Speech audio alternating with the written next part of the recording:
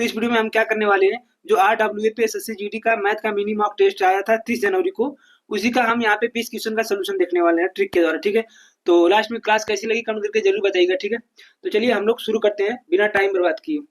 तो हमारा पहला प्रश्न है कि 1900 को 4 लड़कों, 5 लड़कियों और 6 महिलाओं के बीच इस प्रकार विभाजित किया जाता है। 1900 रुपया हमारे पास है, 1900 है, जिसको हम 4 बॉयज, ये 4 बॉयज, 4 लड़कों, 5 लड़कियों, 5 गर्ल्स और 6 महिलाएं यानी कि 6 फीमेल में इस प्रकार विभाजित किया जाता है कि एक लड़के और एक लड़की और एक महिला का अनुपात 9:8:4 है। 9:8:4 है। एक लड़के, एक लड़की और एक महिला का अनुपात 9:8:4 है। ठीक है, तो हम सबसे पहले इसको निकाल लेते हैं। देखो, अगर एक लड़के का 9 रुपये है तो 4 लड़के का कितना हो जाएगा, 36 रुपये। अगर एक लड़के का 8 रुपये है तो 5 लड़के का कितना हो जाएगा, 8 5 40। अगर एक महिला का 6 रुपया है तो 4 महिला का कितना हो जाएगा, तो 6 को 24। ठीक है, अब हम क्या करेंगे, इनको जोड़ लेंगे। टोटल कितना बन रहा है, टोटल हम जोड़ेंगे तो 6 4 10 के 0, 4 2 6 36 9, 100 बन रहा है। टोटल बन रहा है 100 और टोटल कितना दे रखा है, 1900। 100 का मान क्वेश्चन में 1900 दे रखा है, 1900 दे रखा है। तो इससे कितना गुना ज्यादा, तो इससे 19 गुना ज्यादा, इससे 19 गुना ज्यादा। ठीक है, तो हमसे एक लड़की का हिस्सा पूछा है, हमसे एक लड़की का हिस्सा पूछा है, तो एक लड़की का हिस्सा कितना है, 8। तो ये भी 8 नहीं होगा, ये भी 19 गुना ज्यादा, 8 गुणे 19, 8 गुणे 19 तो 152 होगा। ठीक है, ये आंसर हो गया 152। तो हमारा अगला प्रश्न है प्रश्न नंबर 2।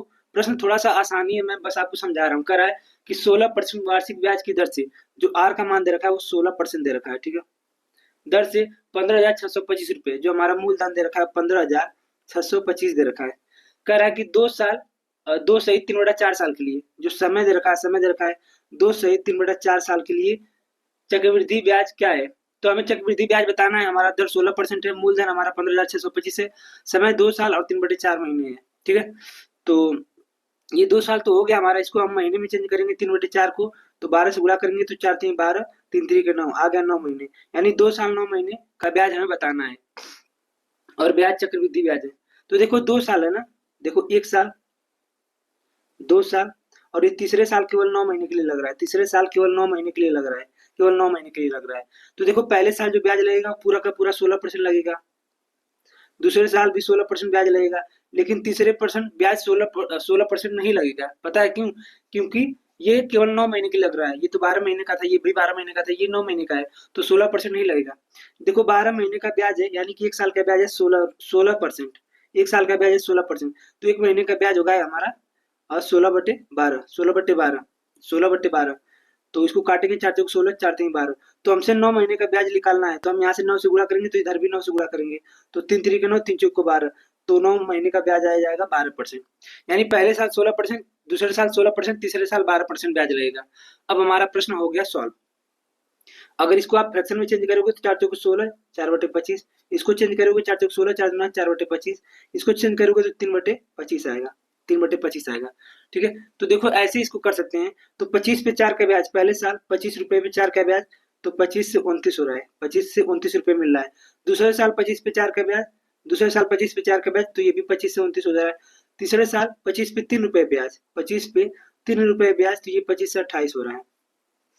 ठीक है, अब इधर का गुणा करेंगे और ये इधर का गुणा करेंगे, तो यहाँ पे गुणा करने के बाद जो आएगा वो मूलधन होगा, ये मिश्र धन होगा, तो इसका गुणा करेंगे। तो मुझे याद है, अगर ये आपको याद होगा तो अच्छी बात है, 25 गुणे 25 625, फिर 625 में 25 का गुणा करेंगे तो 15,625 ये आएगा, ये याद होगा तो ज्यादा बेहतर है।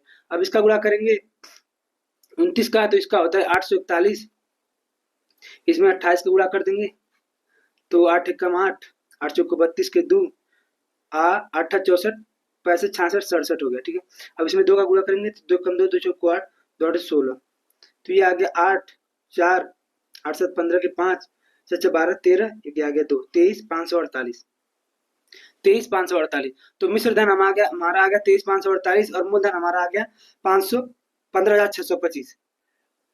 तो आप लोगों को एक चीज पता होना चाहिए कि ये मिश्र धन है, ये मूलधन है, तो मिश्र धन में से हम मूलधन माइनस करेंगे तो हमारा ब्याज मिल जाएगा। तो हम इसको माइनस करते हैं, देखें कितना ब्याज मिलेगा। तो यहाँ से 3, ये 2, यहाँ से फिर 9 आ जाएगा, यहाँ से माइनस करेंगे तो 7 आ जाएगा, तो 7,923 आ गया। ठीक है, अब देखो मूलधन हमारा 1525 दे रखा है और क्वेश्चन में भी हमारा मूलधन 1525 दे रखा है, तो इसे कितना गुना ज्यादा, तो एक ही गुना ज्यादा, तो हमारा जो ब्याज होगा वो भी ब्याज यही होगा, 7,923 यही हमारा ब्याज हो गया। ठीक है, अगर ये कुछ और दिया होता तो उससे हम इसको भाग देते हैं, फिर जितना आता है इससे गुणा कर देते तो हमारा आंसर आ जाता। ठीक है, आगे हमारा प्रश्न है प्रश्न नंबर 3।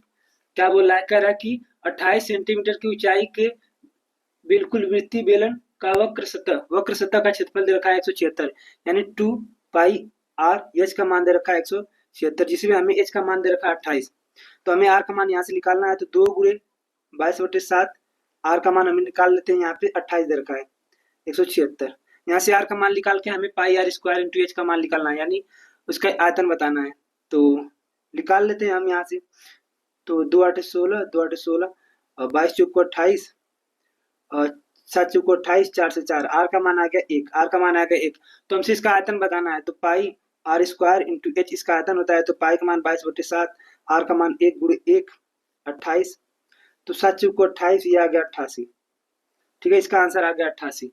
आगे हमारा प्रश्न है प्रश्न नंबर 4। क्या बोल रहा है कि किसी धनराशि से 15 घटाने के बाद शेष फल से पुनः 25 घटाने पर इतना बचता है, तो वास्तविक मूल्य बताना है। देखो दे रखा है 15% और 25%। तो सबसे पहले 15% को फ्रैक्शन में चेंज करोगे तो 15/100, इसको फ्रैक्शन में चेंज करोगे तो 25/100, तो 25 1/4 आ गया, इसको चेंज करोगे तो 5 3 15, ये आ गया 20/3, 3/20। ठीक है, प्रश्न में कह रहा है कि किसी धनराशि को 15% घटाने पर, तो 20 में से अगर 3 घटाएंगे तो कितना बचेगा, 15% यानी 20 में से अगर 3 घटाएंगे तो 17 बचेगा। फिर कह रहा है कि फिर 25% घटाने पर, तो 4 में से अगर एक घटाएंगे तो कितना बचेगा, 4 में से घटाएंगे तो 3 बचेगा। ठीक है, तो बस सॉल्व हो गया हमारा, 20 चौको 80 और इस 17 51।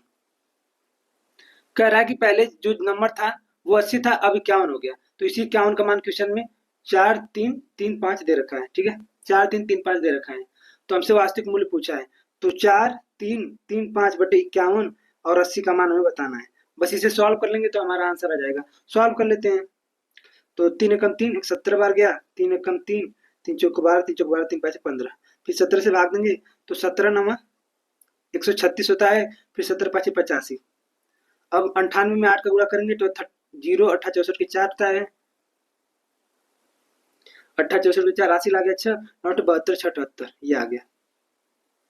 ठीक है, 78 40, ये हमारा आंसर आ गया। सॉरी यहाँ पे मिस्टेक हो गया, 17 8 156 होता है, फिर 17 5 85। ठीक है, 85 बढ़ जाएगा। अब 85 में 8 का गुणा करेंगे हम, तो 8 0 8 5 40 के 0 8 64 68 आएगा। ठीक है, ये 68 से इसका आंसर आएगा। ठीक है, आगे प्रश्न हमारा प्रश्न नंबर 5, जल्दी जल्दी करते हैं यार, टाइम बहुत लग रहा है। एक कार्य को रिया 12 दिन में करती है, कार्य को रिया 12 दिन में करती है, रिया कार्य को 12 दिन में करती है। कह रहा है कि रीता 18 दिन में, रीता 18 दिन में, एक और है गीता, गीता ये इसे 24 दिन में करती है। ठीक है, तो रीता 12 दिन में करती है, रिया 12 दिन में, रीता 18 दिन में, गीता 24 दिन में। तो सबसे पहले एक ऐसा नंबर लेंगे जो इन तीनों से कट जाए, तो इनका एलसीएम ले लेते हैं, तो वो नंबर हमारा आ गया 72। ठीक है, तो 72 आ गया।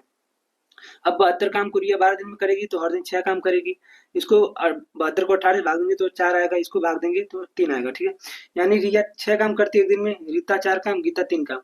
आगे प्रश्न कर रहा है कि रीता और गीता ने 6 दिन तक एक साथ कार्य किया, रीता और गीता ने इन दोनों मिलकर 6 दिन तक एक साथ काम किया, तो एक दिन में कितना काम कर रहे हैं दोनों मिलकर, 7, और 6 दिन तक 7 काम किया, तो 6 दिन में 7 से 42 काम कर दिए इन्होंने। तो 72 में से 42 काम कर दिए तो बचा कितना काम, 30 काम बच गया। ठीक है, आगे कह रहा है कि 6 दिनों तक एक साथ काम किया और फिर गीता की जगह रिया ने ले ली, फिर गीता की जगह रिया ने ले ली, यानी अब रीता और गीता एक साथ करने लगी, अब रीता और गीता एक साथ मिलकर करने लगी, अब गीता खत्म हो गई। तो ये दोनों मिलकर एक दिन में कितना काम करती हैं, 6 और 4 10, तो टोटल काम है 30, तो कितने दिन में कर देंगी, 3 दिन में कर देंगी।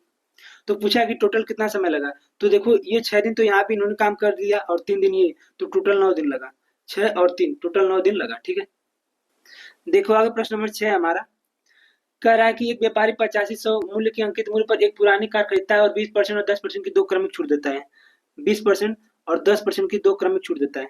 सबसे पहले 85,000 कह रहा है कि एक व्यापारी 85,000 मूल्य को अंकित मूल्य पर 20% और 10% की दो क्रमिक छूट देता है, तो 20% को फ्रैक्शन में चेंज करेंगे तो 1/20 1/5 आएगा, इसको चेंज करेंगे तो 1/10 आएगा। तो 5 पे 1 का छूट, यानी 5 की वस्तु 1 का छूट देके 4 में बेचता है। फिर 10 पे 1 का छूट, तो 10 की वस्तु पे 1 का छूट यानी 9 में बेचता है। ठीक है, तो इसका गुणा कर लेंगे तो आ गया 10 5 50, ये आ गया 9 चौको 36, यानी 50 की वस्तु 36 में बेचता है। 20 और 10 का छूट देके 50 की वस्तु 36 में बेचता है। तो इस 50 का मान क्वेश्चन में दे रखा है 85,000, 85,000। ठीक है, 85,000, तो 85,000 50 का मान दे रखा है और 36 का मान हम यहाँ से निकाल लेते हैं।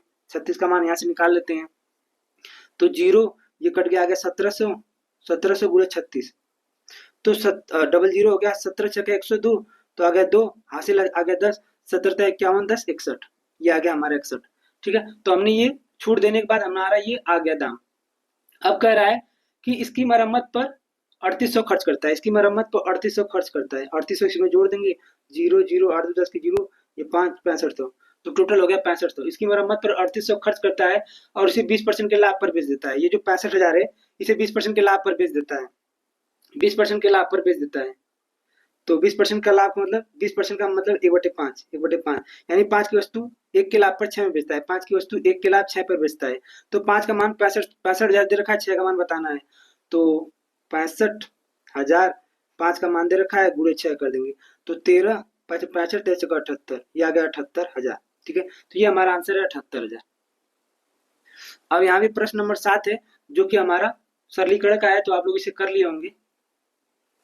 आगे प्रश्न है प्रश्न नंबर 8। देखो प्रश्न नंबर 8 कह रहा है कि किसी स्कूल में लड़कियों और लड़कों का अनुपात, गर्ल्स और बॉयज का अनुपात 8:7 है, 8:7 है। ठीक है, कह रहा है कि लड़कियों की में 10% और लड़कों में 20% बढ़ जाए तो नया अनुपात। तो देखो इसको जीरो डबल जीरो बढ़ा दो, यहाँ पे भी डबल जीरो बढ़ा दो ताकि हमारा कैलकुलेशन आसान हो जाए। कह रहा है कि लड़कियों में 10%, अगर लड़कियों में 10% की वृद्धि हो रही है तो 800 का 10% निकालेंगे तो 80 आएगा, तो ये हो जाएगा 880, 10% की वृद्धि होकर 880 हो जाएगा। लड़कों में 20% की वृद्धि हो रही है तो 700 का 20% निकालोगे आप तो 140 आएगा, तो 140 में जोड़ोगे तो 840 हो जाएगा। तो इसी का अनुपात पूछा है, तो जीरो जीरो कट गया, 4 दूना 8 22, फिर 4 दूना 8 4 एकम 4, तो 22:21 ये हमारा आंसर आ गया। ठीक है, आगे हमारा प्रश्न है प्रश्न नंबर 9। बहुत आसान प्रश्न कह रहा है कि एक निश्चित राशि 6 वर्षों में स्वयं की दोगुनी, 6 वर्षों में स्वयं की दोगुनी, एक से दोगुनी यानी एक से दोगुनी, मान लेते हैं पहले राशि 1 थी तो अब हो गई 2, अब हो गई 2, कितने साल में? 6 साल में कितने की वृद्धि हो रही है? 1 की वृद्धि हो रही है, 1 से 2 हो रहा है ना, तो 6 साल में कितने की वृद्धि हो रही है? 1 की वृद्धि हो रही है, 6 साल में 1 की वृद्धि हो रही है। आगे कह रहा है कि उसी ब्याज दर पर कितने वर्षों में स्वयं की 5 गुनी हो जाएगी, कितने वर्षों में स्वयं की 5 गुनी हो जाएगी, स्वयं की 5 गुनी हो जाएगी कितने वर्षों में?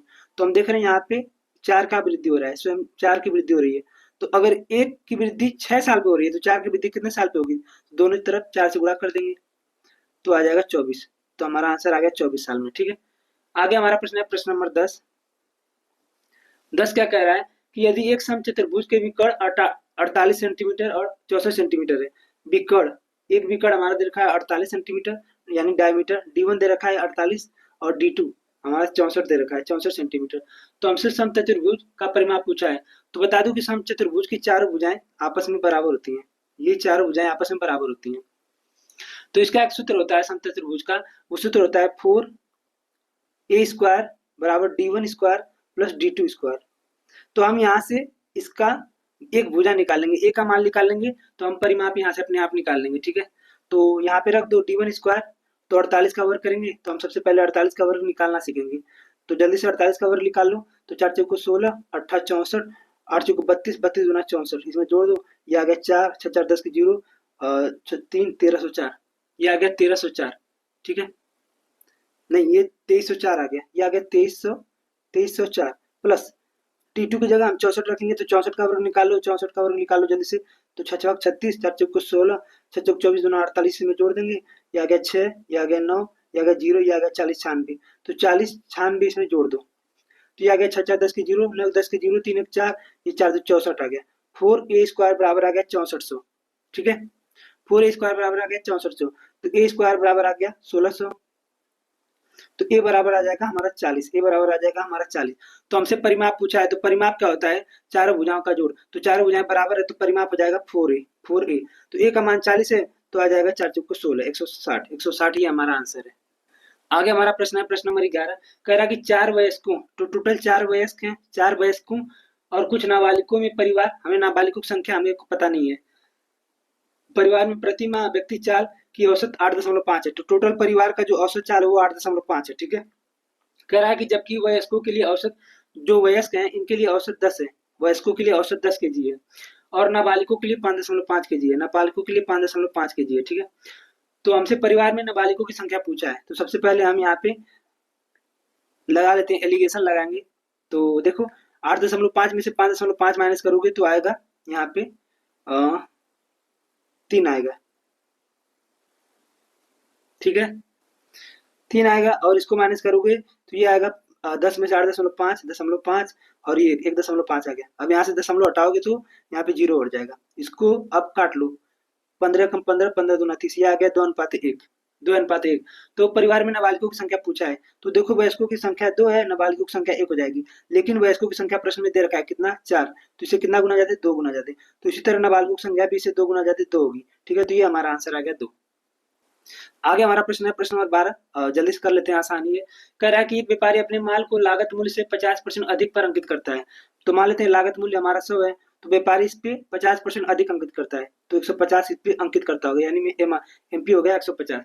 कह रहा है कि अंकित मूल्य पर 30% की छूट देता है, इस पे 30% की छूट देता है, 30% की छूट देता है, यानी इसका केवल 70% लेता है। तो निकालेंगे इसका 70%, तो 15 साथे 105, 15 साथे 105, यानी 105 रुपए में इसे बेचता है। तो कितने का लाभ हो रहा है, 100 की वस्तु को 105 में बेचता है, तो कितने का लाभ हो रहा है, 5% का। तो इसका आंसर आ गया 5%। ठीक है, आगे हमारा प्रश्न है प्रश्न नंबर 13 और बेहद आसान है।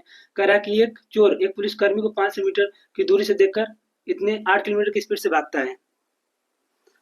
यहाँ पे चोर है, चोर 8 किलोमीटर की स्पीड से भागता है और यहाँ पे पुलिस है, यहाँ पे पुलिस है, यहाँ पे चोर है, और पुलिस इसे 11 किलोमीटर की स्पीड से दौड़ाता है, 11 किलोमीटर स्पीड से दौड़ाता है। ठीक है, और चोर यहाँ से भागना शुरू करता है। कह रहा है कि पकड़े जाने से पहले चोर कितनी दूरी तक भागा होगा, पकड़े जाने से पहले चोर कितनी दूरी तक भागा होगा।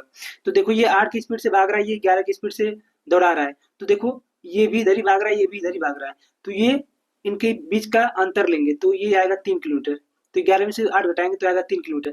मतलब जो पुलिस है वो हर घंटे 3 किलोमीटर एक्स्ट्रा भाग रहा है, हर घंटे 3 किलोमीटर एक्स्ट्रा भाग रहा है। ठीक है, तो टोटल दूरी है 500। तो पहले इस 500 दूरी को पुलिस तय करेगा, तब जाके इसे पकड़ेगा। तो हम देख लेते हैं, हमको पता है कि चाल बराबर होता है दूरी बटा समय। तो इस 500 मीटर की दूरी को अगर 3 के स्पीड से तय करेगा तो कितना समय लगेगा, तो समय बराबर हो जाता है दूरी यानी 500 बटे में चाल, तो 3, और ये किलोमीटर प्रति घंटा में, यदि इसको हम मीटर प्रति सेकंड में चेंज करेंगे तो 5 बटे 18 से गुणा करेंगे तो 18 हमारा ऊपर चला जाएगा। तो 3 छक्का 18, 5 एकम 5, ये आ गया 600 सेकंड, ये आ गया 600 सेकंड, 600 सेकंड। मतलब जो पुलिस है इस 500 की दूरी तय करने में 600 सेकंड का समय लेता है, तब जाके चोर को पकड़ेगा। तो जो चोर भी है वो भी 600 सेकंड तक भागा होगा ना, जब तक पुलिस पकड़ नहीं लेता तब तक भागा होगा। तो वही पूछा है प्रश्न में कि पकड़े जाने से पहले चोर कितनी दूरी तक भागा होगा। तो पकड़े जाने से पहले चोर 600 सेकंड तक चला होगा। तो हम निकाल लेंगे 600 सेकंड में अगर 8 की स्पीड से चलेगा तो कितनी दूरी तय करेगा। तो दूरी बराबर होता है चाल गुणे समय, चाल गुणे समय। तो चाल हमारा कितना दे रखा है, चार हमारा 8 दे रखा है, तो इसको मीटर प्रति सेकंड में चेंज करेंगे तो 5 बटे 18 से हमें गुणा करना पड़ेगा, गुणे 600 सेकंड हमारा दे रखा है। बस अब इसे सॉल्व कर लो, तो 36 18 या 8 5 40, यानी 4000 बटे 3, 4000 बटे 3। तो 3 एकम 3, 3 3 3.3, ऐसे ही आएगा हमारा 1333 समथिंग आएगा। ठीक है, तो ये हमारा आंसर है। आगे हमारा प्रश्न कह रहा है कि एक ठोस घन, एक घन है, प्रश्न नंबर 14 है। एक घन है, तो एक घन है, उसका पृष्ठीय क्षेत्रफल दे रखा है। तो घन का पृष्ठीय क्षेत्रफल होता है 6a², वो दे रखा है 726। तो हम यहाँ से a का मान निकालेंगे तो 6 कम 6, 6 दिन 12, 6 कम 6, तो a का a² बराबर 121, तो a बराबर आ जाएगा हमारे 11, a बराबर हमारा आ गया 11। ठीक है, कह रहा है कि इसे पिघला कर ठोस बेलन बनाया जाता है, मतलब इसका जो आयतन होगा वो बेलन के आयतन के बराबर होगा। तो इसका आयतन क्या होता है, a क्यूब बराबर बेलन का आयतन pi r square into h, pi r square into h. तो बेलन की ऊंचाई हमसे पूछा है और उसकी त्रिज्या 11 दे रखी है। ठीक है, तो इसका मान रखेंगे तो 11 गुणे 11 गुणे 11 बराबर 22/7। इसका मान आर का मान 11 दे रखा है, तो 11 गुणे 11 ऊंचाई हमसे पूछा है। ठीक है, तो 2 11 से 2 11 कट गया, इस 11 दूना 22 आ गया, तो ये 7/2 एच, तो एच का मान आ गया 7/2 यानी कि 3.5। ये हमारा आंसर आ गया 3.5। आगे प्रश्न हमारा 15 क्या कह रहा है कि 12 से विभाजित दो अंकों की सबसे बड़ी संख्या, 12 से विभाजित दो अंकों की बड़ी संख्या, तो हमको पता है 12 8 96। 96 एक ऐसा नंबर है, दो अंकों की सबसे बड़ी संख्या है जो 12 से कटेगा। इसके बाद अगर हम जाएंगे तो वो 108 हो जाएगा और वो 3 अंक का हो जाएगा, ठीक है। और कह रहा है कि 8 से विभाजित दो अंकों की सबसे छोटी संख्या, 8 से विभाजित दो अंकों की सबसे छोटी संख्या 8 दूना 16, ये 16 है, 8 के बाद 16 आता है, तो इसका एलसीएम पूछा है, तो इसका एलसीएम तो 96 ही आएगा ना, 96 इसका एलसीएम आएगा, इन दोनों का एलसीएम 96 आएगा। आगे हमारा प्रश्न नंबर 16 है, कह रहा है कि एक खेप माल का 3/4 भाग 6% लाभ पर और शेष माल 3% की हानि पर बेचा जाता है। यदि कुल लाभ 600 है तो खेप माल का क्रय मूल्य, तो खेप माल का क्रय मूल्य कह रहा है कि खेप माल का 3/4 भाग, 3/4 भाग, 3/4 भाग, देखो 3/4 भाग, इसको हमें कैसे सॉल्व करना है। 3/4 का रहना, तो हम मान लेते हैं कि टोटल हमारे पास 400 है, टोटल हमारा क्रय मूल्य था 400 का, जिसमें से 3/4 यानी इसका 3/4 निकालोगे, 3/4 तो आएगा 300, जिसमें से 3/4 यानी 300 हमने 6% के लाभ पर बेच दिया, इसको हमने 6% के लाभ पर बेच दिया, तो इसका 6% निकालोगे तो 318 आएगा, तो इसको हम 318 में बेच देते हैं। कह रहा कि शेष यानी कि 300 तो हमने बेच दिया 6% के लाभ पर, तो 400 में से 300 बेच दिया 50 100। कह रहा कि शेष को 3% की हानि पर, 3% की हानि पर, तो इसको अगर 3% की हानि पर बेचेंगे तो 97 में बेचेंगे, 97 में बेचेंगे। तो पूछा है, तो सबसे पहले हम इसको जोड़ लेते हैं, तो 8 7 15 के 5, 9 10 11, ये आ गया 415, 415। तो हम देख रहे हैं यहाँ कि 400 की वस्तु 415 में बेच रहा है, तो कितने का लाभ हो रहा है, 15 का लाभ हो रहा है, 15 का लाभ हो रहा है। तो इसी का मान प्रश्न में दे रखा है 600, कह रहा है कि टोटल लाभ हो रहा है 600 का, इसके हिसाब से 15 का लाभ हो रहा है, और क्वेश्चन में कह रहा है कि 600 का लाभ हो रहा है, तो 15 का मान 600 दे रखा है, तो एक का मान निकालेंगे तो आ गया 40, एक का मान आ गया 40। तो हमसे पूछा है कि माल का क्रय मूल्य, तो क्रय मूल्य हमने क्या माना था 40, तो 40 का मान निकाल लेंगे, तो इसमें 400 का, इसको 400 सॉरी एक का मान 40 है, तो 400 का मान निकालना है, तो आ जाएगा 4 चौको 1600, 16,000 आ जाएगा, ठीक है। तो ये हमारा आंसर आ गया 16,000। देखो आगे हमारा प्रश्न है, प्रश्न नंबर 17, इसको मैंने ऑप्शन से ही चेक कर लिया था। कह रहा है कि 54 किलोमीटर की दूरी है, 54 किलोमीटर की दूरी है, कह रहा है कि एक नाव इसे तय करती है, कितने स्पीड से तय करती है हमें तो नहीं पता, जब तय करती है और फिर उसमें 3 किलोमीटर की अगर वृद्धि हो जाती है तो हमें 3 घंटे कम समय लगता है, ठीक है।